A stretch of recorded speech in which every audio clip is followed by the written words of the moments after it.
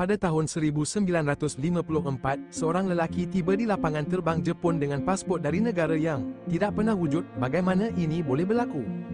Kejadian di lapangan terbang Haneda, Jepun. Seorang lelaki berpakaian kemas tiba di Jepun untuk urusan perniagaan.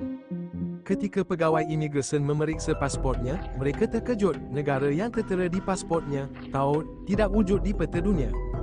Lelaki itu kelihatan bingung dan berkata taut telah wujud selama beratus-ratus tahun, terletak di antara Perancis dan Sepanyol.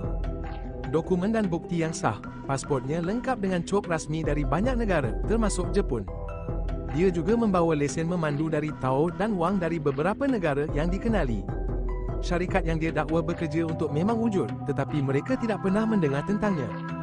Kehilangannya yang misteri, pegawai imigresen bingung dengan situasi ini, menempatkannya di sebuah hotel dengan kawalan ketat. Namun, keesokan harinya, lelaki itu hilang tanpa jejak walaupun biliknya berada di tingkat tinggi dan dikawal 24 jam. Semua dokumen yang berkaitan dengannya juga lesap dari pejabat imigresen.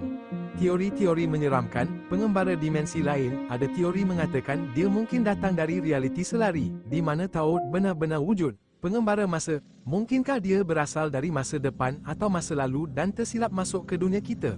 Konspirasi kerajaan, ada juga yang percaya ia adalah eksperimen rahsia yang tidak boleh didedahkan.